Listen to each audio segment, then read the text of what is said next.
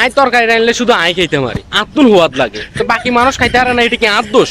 আয় কিচ্ছি হ্যাঁ আয় তরকারি রানলে হয়তো একখানা অলিভ বেশি যাব না, একখানা মরিচের গুঁড়া দুগে বেশি যাব, তো এটা কি আর দোষ?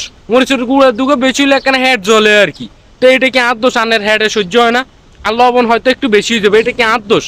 তরকারি তাই সুন্দর মতো রাঁধি, সুন্দর মতো হয়তো জোল কিনে একটু হুয়াই যায় আর কি, নইলে হয়তো আলু কিন সিদ্ধ ঠিক মতো না, এটা কি আর দোষ? তারপরেও তো রাঁধতে পারি হারি নে, কত কষ্ট করি তরকারি রাঁধে, আলু কাটি, তারপর কিন্তু আলুর মধ্যে একটু চামড়া থাই যায়, আলু চামড়া থাকলে কিন্তু ভিটামিন, আলুর দাম বেশি, সমস্যা নেই।